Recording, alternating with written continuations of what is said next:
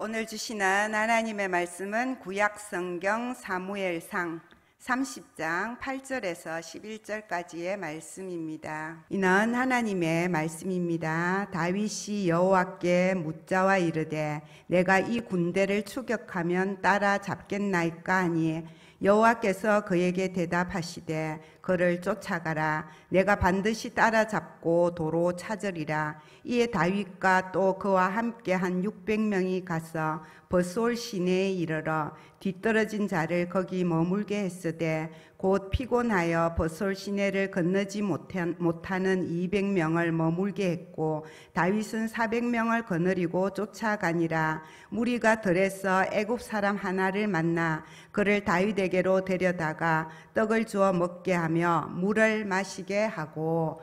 아멘. 원래 사무엘서는 한 권의 히브리어 성경이었는데 반으로 나누어서 사울의 죽음까지가 사무엘상이 되고 이제 다윗이 헤브론의 왕이 되는 내용부터가 사무엘하로 나누어집니다. 사무엘상 27장부터 이제 사무엘하 1장까지 이제 이 광야 생활 10년 이상 광야 생활을 하던 다윗이 블레셋 나라로 망명을 해서 지내는 약 1년 반 정도의 기간을 다루고 있는 하나님의 말씀이 되겠습니다. 왜 블레셋의 막판에 망명을 하게 되었는가 하는 말씀이 27장 1절 말씀에 증거하고 있습니다. 우리 같이 한번 읽어보겠습니다. 다윗이 그 마음에 생각하기를 내가 후일에는 사울의 손에 망하리니 블레셋 사람의 땅으로 패하여 들어가는 것이 상책이로다. 사울이 이스라엘 온 경내에서 나를 수색하다가 절망하리니 내가 그의 손에서 벗어나리라.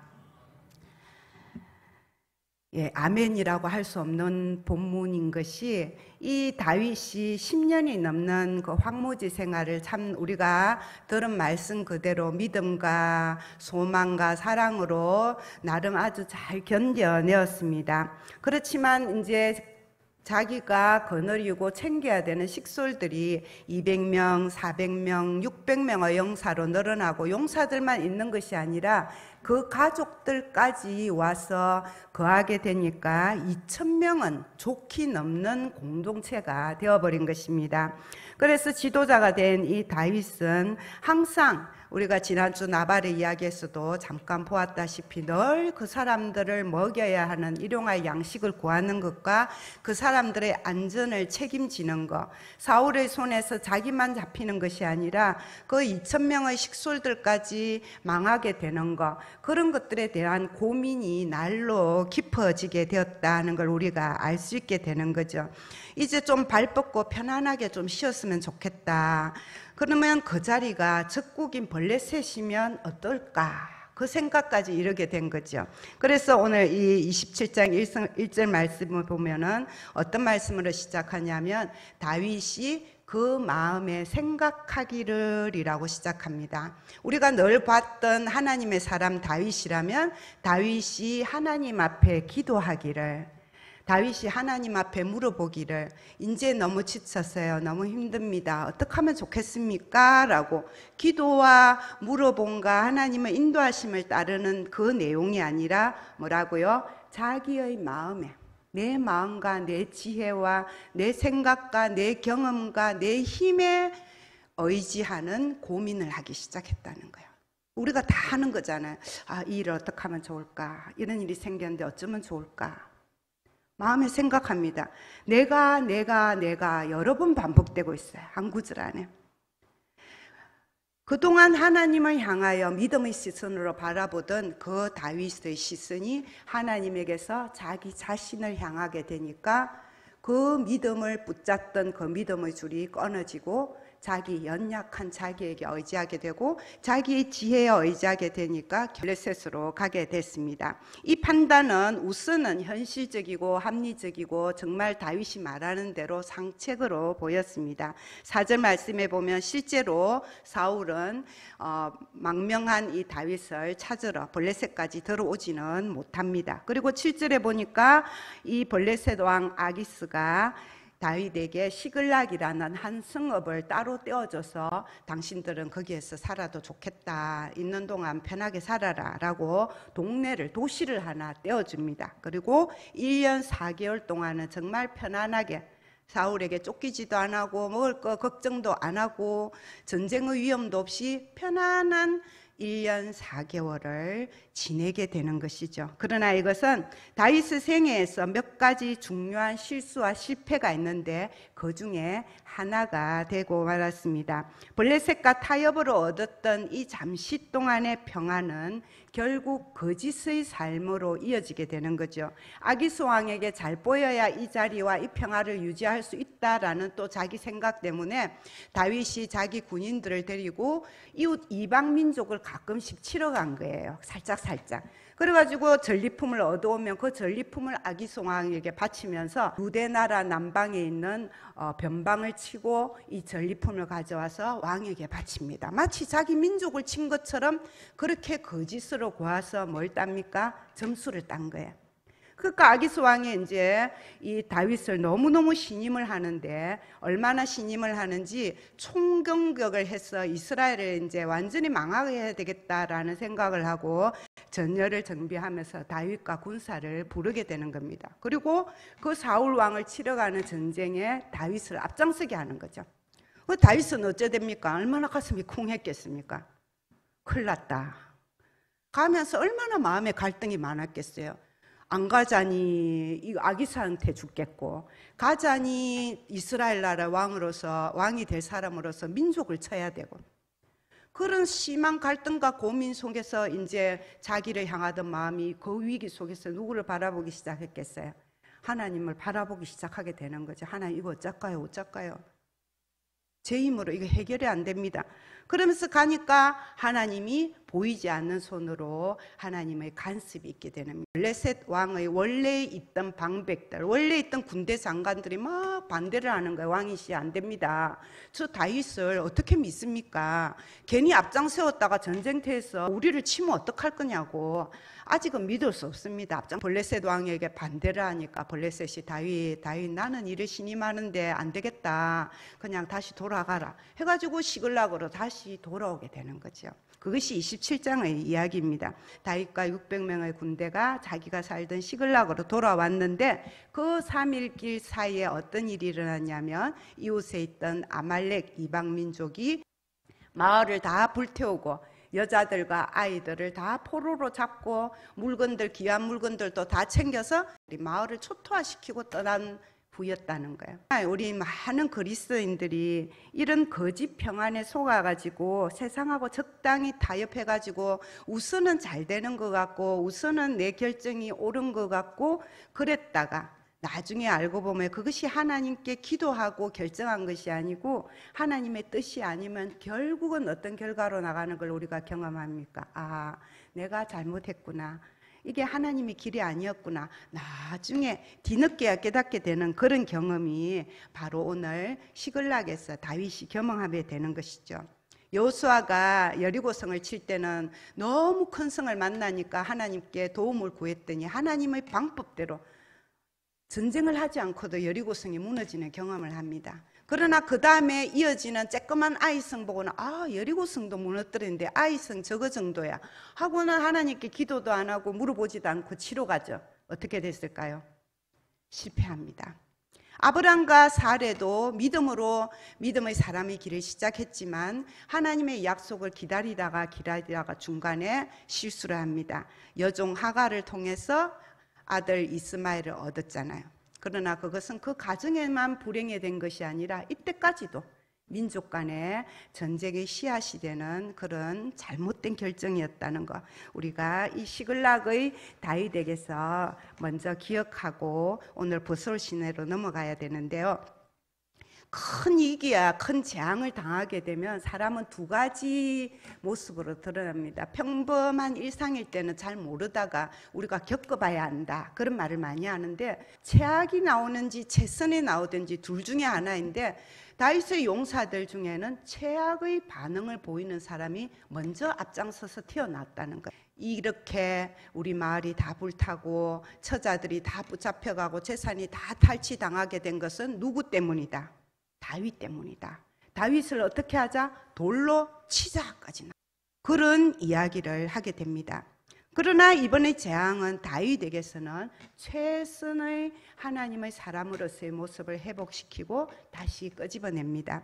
비탄과 분노와 배신의 쓰라림 속에서 다윗은 다시 하나님을 찾게 되는 거죠. 6절 말씀을 보시면 다윗이 크게 다급했지만, 정말 자기 힘으로 아무것도 할 수 없는 상황 속에서 다급함을 느끼게 되었지만, 거기에서 더 절망하고 엎드러지고 쓰러진 게 아니라 누굴 바라보게 되었어요? 그의 하나님 여호와를 힘입고 무엇을 얻었습니까? 용기를 얻었다 했습니다. 8절 말씀에 보면 다윗이 무엇을 회복합니까? 다시 하나님께 물어보는 기도를 회복합니다. 다윗이 여호와께 묻자와 이르되 내가 이 군대를 추격하면 따라잡겠습니까? 무조건 따라가야 된다고 우리 생각하잖아요. 근데 뭐부터 해요? 물어보는 기도부터 하는 거예요. 믿음을 회복하는 겁니다. 하나님과의 관계를 회복하는 겁니다. 내가 승리하고 내가 다시 은혜를 받는 길은 하나님 붙잡는 것밖에 없구나. 그걸 이 위급한 상황 속에서 다윗이 회복하게 되어서, 은혜를 회복한 다윗이 어떤 사람으로 살아가는가 하는 이야기가 첫 번째는 가는 길에 나와요. 이제 600명의 군대를 이끌고 가는데, 이 600명이 아까 말씀드린 대로 블레셋 왕에게 전쟁에 나오라 해가지고 갔다가 오는데 벌써 3일이 넘게 걸렸잖아요. 또 자기 처자들 뺏긴 거 알고 추격자로서 막 빨리 달려가려니까 힘이 딸리고 지치고 탈진하는 사람이 생겼어요. 도저히 걸어갈 수 없고 움직일 수 없는 사람이 몇 명이 생겼냐면 3분의 1에 해당하는 200명이나 되는 낙오자가 생기게 되는 거예요. 다윗은 그 사람들에게 아무런 조건 붙이지 않고 버솔 시내가에 이 200명의 사람들을 쉬게 하고 나머지 좀 괜찮은 400명만 데리고 추격을 계속합니다. 그런데 솔직히 말해서 아말렉이 어느 길로 자기 그 진주로 돌아가는지, 지금 어디쯤 머물러 있는지 알 수 없는 상황에서 추격을 해야 되는 막막한 상황인데, 그 길 도중에 누굴 만나냐면 들판에 죽어가는 애굽 소년 하나를 발견하게 되는 겁니다. 지금 바쁘잖아요, 그렇죠? 내일이 바빠요. 선한 사마리아 사람에 나오는 그 제사장하고 레위지파 사람처럼 그냥 지나갈 수 있는 입장인데, 다윗이 어떻게 했습니까? 이 죽어가는 이방인 어린 소년 하나를 발견했을 때 무시하지 아니하고 그를 불러서 물을 먹이고 건포도를 먹이고 무화과를 먹여서 그 생명을 살려주는 자비의 행동을 했다라는 겁니다. 이를 결과만 중시하거나 효율성만 생각하는 영성이 메마른 지도자였다면 정말 당연히 그냥 무시해도 큰 문제가 없는 전쟁터에서 이 한 생명이 소중하고 한 생명을 우선하는 그 하나님의 시선을 다윗이 회복한 것을 우리가 발견할 수가 있어요. 근데 사실 그 애굽 소년은 그냥 길 가다가 쓰러진 소년이 아니라 마침 그 아말렉 군대하고 같이 시글락 치는 데까지 따라왔는데 중간에 병이 걸려서 걸리적거리니까 길에다가 버리고 간 소년이었던 거죠. 그러니까 어디를 알아요? 이 아이는 지금 아말렉 군대가 어느 길로 가서 어디쯤 진을 치고 있다라는 중요한 정보를 가지고 있었던 것입니다. 잠언에 보면은 너 떡을 물 위에 던져라, 흘러가는 물 위에 던져버려라. 그렇지만 그것을 어느 날인가는 네가 다시 찾게 될 것이다. 내가 던진 떡을 그대로 받지는 않지만 누군가가 또 나에게 그 도움을 줄 때가 있다는 거예요. 누가복음 10장에 선한 사마리아의 비유는 어떤 율법사가 와가지고 영생에 대한 질문을 했을 때 하나님이 들려주신 비유였어요. 어떻게 하면 영원한 생명을 얻을 수 있겠습니까? 계명에 뭐라 했냐? 하나님을 사랑하고 이웃을 사랑하라 했습니다. 그래, 그러면 영생 얻는다. 그러면 이웃이 누굽니까? 그때 예수님이 들려준 얘기가 선한 사마리아 사람 얘기였어요. 그 얘기를 다 하고 나서 율법사에게 예수님이 다시 질문하죠. 이 세 사람 중에 누가 이웃이 됐냐? 진짜 이웃이 됐냐? 자비를 베푼 사람입니다. 마지막 결론의 말씀이 뭐냐면 너도 가서 이와 같이 해라. 맨 처음 질문, 어떻게 하면 영생을 얻겠습니까? 라는 질문의 결론이 뭐예요? 네가 가서 말씀 그대로 살아라는 거예요. 마태복음 25장 40절 말씀에도 예수님은 지극히 작은 사람에게 행하는 것이 곧 나에게 행하는 것이다. 5장 7절 팔복 말씀 중에도 긍휼히 여기는 자가 복이 있나니 저희가 긍휼히 여김을 받을 것이다 라고 말씀하십니다. 다윗이 하나님에 대한 그 믿음을 회복했기 때문에 다윗의 삶이 어떻게 바뀌어요? 불평하고 원망하는 그 부하들도 이해할 수 있고, 약하고 힘들어 뒤처지는 사람을 배려할 수 있게 되고, 나와 상관없는 다른 사람의 생명까지도 돌아볼 수 있는 자비의 사람으로 살아가게 되는 것을 보여주고 있습니다. 버솔 시내에서 일어난 두 번째 이야기는 이렇게 알게 된 아말렉 그 진지에 가서 술 먹고 언제 이겼다고 신나게 놀고 있는, 퍼져 있는 그 아말렉 진지에 기습 공격을 해서 400명이 가서 큰 승리를 거둡니다. 그래가지고 붙잡혀 갔던 아내와 아이들, 어르신들 다 하나도 안 다치고 다 되찾게 되고, 뺏겼던 재산도 그대로 되찾고, 또 아말렉 군대가 원래 가지고 있던 기중품, 전리품까지 다 챙겨오는 큰 대승을 거두고 돌아오는 거죠. 그래가지고 그 승리의 기쁨을 가지고 신나게 돌아오는데 갔다가 이제 어디까지 왔어요? 버솔 시내에 왔습니다. 지금 누가 기다리고 있어요? 아까 뒤처진 200명이 얼마나 마음이 불편한 마음으로 기다리고 있어요. 저 사람들이 가서 찾았을까? 승리했을까? 우리 처자들은 안 다치고 잘 구해왔을까? 가서 싸우지도 못하고 얼마나 마음 불편했겠어요.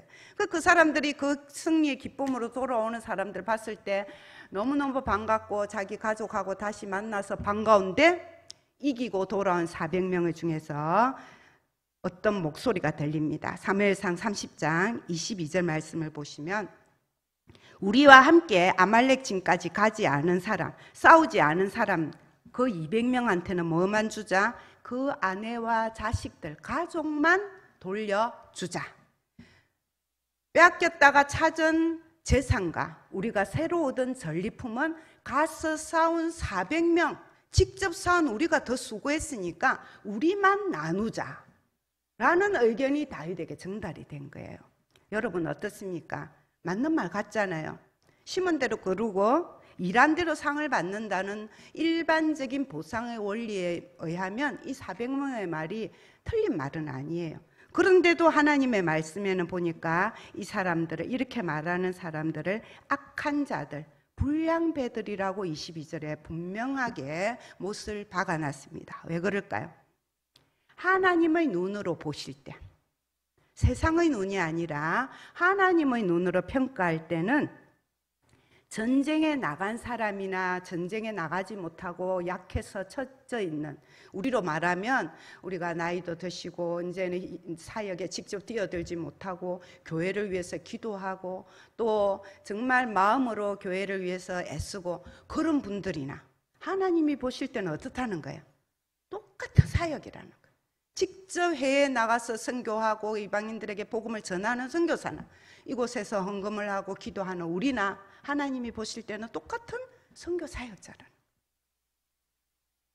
그 말씀을 이 사람들은 몰랐기 때문에 하나님은 악한 자와 불량한 자리를 하고, 아마도 이 사람들이 처음에 시글락이 그렇게 황폐해진 거 보고 다윗에게 돌을 던지자라고 선동한 사람이었을 가능성이 많습니다. 우리 공동체는 워낙 여러 사람들이 모였기 때문에 이 중에는 뭔가 마음이 연약한 사람도 있고 믿음이 아직 어린 사람도 있고 정치적으로나 경제적으로 또 매인 사람들도 있고 선교와 사역에 관심이 적은 사람도 있고 이런저런 불평이 많은 사람도 있고 뭔가 이익을 얻기 위해서 또 모이는 사람도 있고, 어떤 공동체든지 여러 부류의 사람이 당연히 섞여 있게 돼요.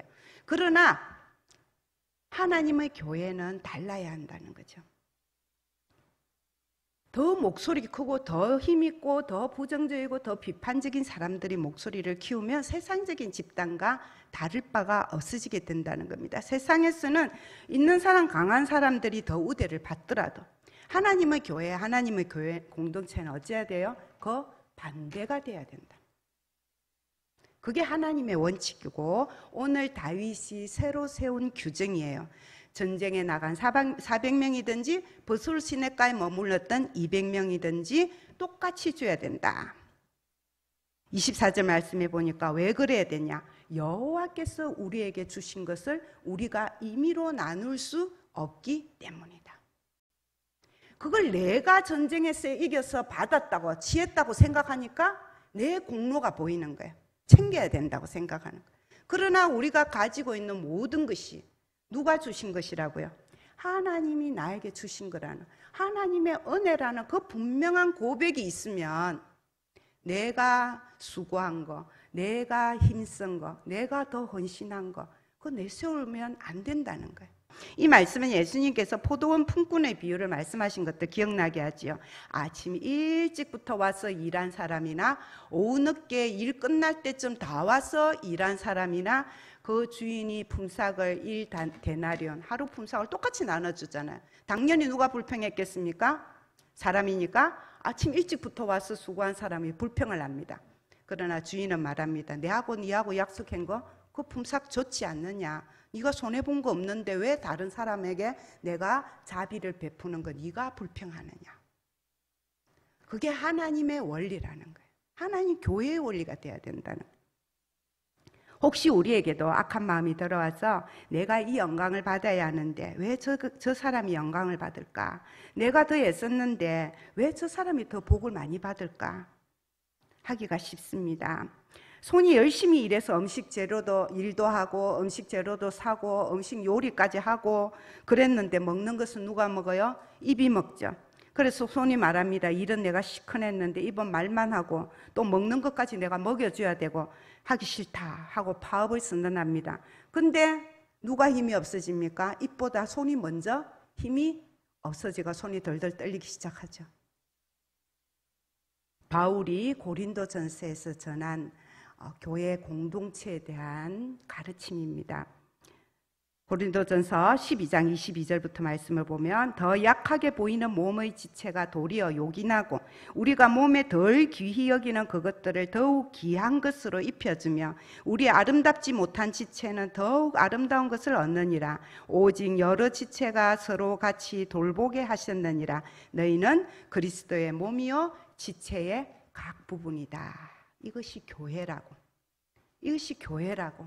하나님의 말씀은 우리에게 전하고 있습니다. 이처럼 버솔에서 하나님의 은혜를 제대로 회복하게 된 이 다윗은 그 이후에도 은혜 받은 사람으로 살아갑니다. 시글락에 도착한 다윗은 탈취문 중에 좋은 것을 골라가지고 그 이웃에 있는 남쪽 유다 나라가 더 남쪽에 살았잖아요. 유다 지파의 장로들에게 선물로 보냅니다. 이 장로님들, 이 유다 지파 사람들은 그 전까지 십수년 동안 피난자로 살아가는 다윗에게 아무런 도움을 준 적이 없어요. 무관심했어요. 그럼에도 불구하고 다윗이 먼저 선물을 보내죠. 잠언의 지에 보면 사람의 선물은 그의 길을 넓게 하며 또 존귀한 자 앞으로 인도하느니라. 곧 추석이어서 우리 선물도 많이 주고받고 하실 텐데 선물과 뇌물은 내용이 아니라 마음의 차이죠. 나보다 더 약한 사람에게 먼저 선물할 수 있고 나보다 더 어려운 사람에게 더 선물할 수 있고 그것이 우리 하나님의 사람이 해야 할 선물인 줄 압니다. 그리고 블레셋과의 전쟁에서 다윗이 안 갔던 그 전쟁에서 결국은 사울 왕과 요나단과 다른 왕자들이 다 하루에 다 비극적인 죽음을 맞이합니다. 그 소식을 어떤 사람이 와서 전하는데 거짓말까지 보태서 하죠. 지가 죽였다고. 상 받으려고. 틀림없이 다윗은 사울이 죽은 것을 기뻐할 줄 알고 그게 사람 계산이잖아요. 근데 다윗은 어떻게 해요? 그 사람을 죽이고 정말 구구절절한 조가 사무엘 하에 적어서 백성들 앞에서 부르면서 비탄에 젖어 하는 모습을 보여줍니다. 그동안 다윗이 느꼈던 사울의 적대감과 요나단의 우정이라는 것은 너무나 다른 것이었지만 이 두 사람의 죽음 앞에서 다윗은 자신의 눈으로 그 두 사람을 판단하고 그 죽음을 애도한 것이 아니라 차등을 둔 것이 아니라 하나님이 보내신 생명이고 하나님이 세우신 왕이고 왕자였다는 하나님의 눈으로 그 사람들을 바라보고 그 사람들의 죽음을 똑같이 슬퍼하고 애통하고 비통해하는 그런 모습을 보여주고 있는 것이죠. 이제 말씀을 정리합니다. 블레셋 땅에 망명한 이후에 다윗은 크게 고통을 받게 되었습니다. 아내와 자식들을 뺏기고 마을이 초토화되는 어려움을 겪고 충성된 용사인 줄 알았던 사람들 중에도 자신을 배반하는 사람이 있다는 것도 경험하게 되죠. 실패의 상황이고 고통의 상황이고 위기의 상황이었지만 이 바닥까지 내려간 상황 속에서 다윗은 오히려 하나님을 다시 찾아가고 은혜를 회복하고 이전보다 더 단단한 믿음의 사람으로 세워지는 그런 기회로 만들었습니다. 그래서 하나님의 사람답게 하나님의 사람으로서 또 더 약한 사람을 돌볼 줄 아는 자비의 사람으로 살아갑니다. 결국 전쟁에서 이겼을 때, 실패했을 때보다 더 조심해야 될 승리의 시기에도 다윗은 교만하지 아니하고 강한 자의 편에 서지 아니하고 진심으로 더 약한 사람들을 챙기고 무관심한 사람들을 챙기고 대적자의 죽음을 슬퍼할 줄 아는 하나님의 사람, 하나님의 성품, 하나님의 인격을 보여주었습니다. 다윗은 고백합니다. 이기게 하시는 분은 하나님이시다.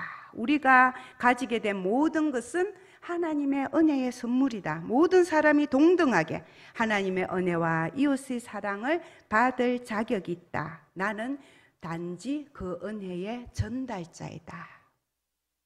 이것이 은혜를 회복한 버솔신의 다윗이 오늘 우리에게 전해주는 은혜입니다. 우리도 삶의 실패 속에서나 삶의 승리 속에서 언제나 하나님을 붙잡고 하나님의 은혜 안에 살아가는 사람으로서 성령의 9가지 열매를 기억하시고 그 열매를 맺으면서 살아가는 복된 저와 여러분의 삶이 되기를 축복합니다. 기도하겠습니다. 하나님, 저희를 하나님의 자녀로 불러주시고 하나님의 은혜 안에 살게 하셔서 감사드립니다. 다윗처럼 실패와 고난의 순간에도 오히려 하나님을 더욱더 의지하는 믿음의 끈을 붙잡고 몸과 마음이 연약한 이들을 돌보아주며 하나님의 사람답게 하나님의 은혜 안에 그 복을 나누어주는 사람으로 살아가게 도와주시옵소서. 다윗처럼 승리의 순간에도 교만하지 아니하고 모든 것이 하나님으로부터 온 것임을 고백하며 은혜의 전달자로 살도록 도와주시옵소서. 우리 한국교회에 이 은혜를 회복하여 주셔서 참으로 하나님의 복음의 참뜻과 참사랑과 하나님의 마음을 이 땅에 전하며 하나님의 축복을 전하며 그렇게 하나님의 교회로 공동체로 서 있을 수 있도록 하나님 그 은혜를 회복하게 도와주시옵소서. 사랑과 희락과 화평과 오래 참음과 자비와 양성과 충성과 온유의 절제에 성령의 열매를 맺는 저희들의 삶이 이어지도록 성령 하나님 도와주시옵소서. 예수님 이름으로 기도드립니다. 그러나